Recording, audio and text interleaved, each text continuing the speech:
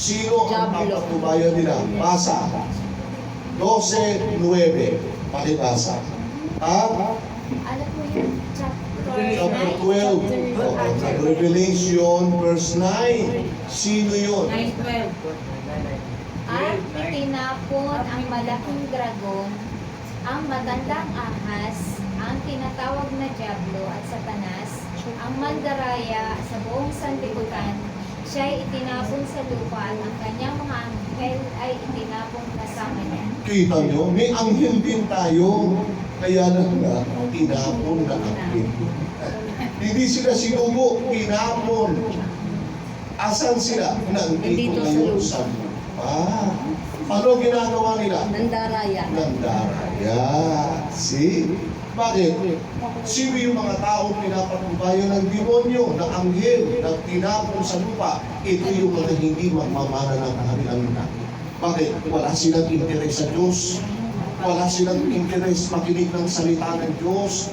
Yung mga tao gusto kalayawan, gusto puro cellphone, gusto puro barkada, gusto puro kaligayahan, gusto puro ganito, gusto inuman, gusto videokihan, walang panahon sa Diyos. May patubay din silang anghel. Yung anghel na pumapatubay sa kanila, anghel na pinapon. Sino yan? Yan ang demonyo. Kaya ang sabi, sapagkat marami mga taong walang interes sa Diyos, walang interes maglingkod sa Diyos, kaya ang kanilang daan ay daan ng ano? Unang Timoteo 5:15. Dito ka na ngayon lalakad. Oh? Mga kaibigan, pag tayo ay pinatubayan ng mga anghel na tinapon mula sa langit, ang daan na lalakaran mo ay ito na. Unang Timoteo 5:15. Pakinggan ninyo.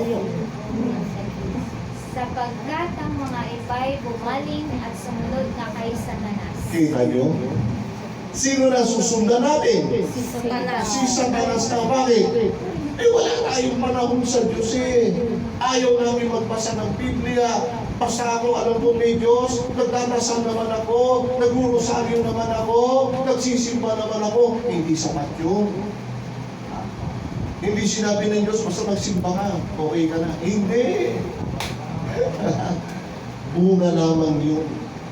Pero meron tayong malaking bagay na dapat natin.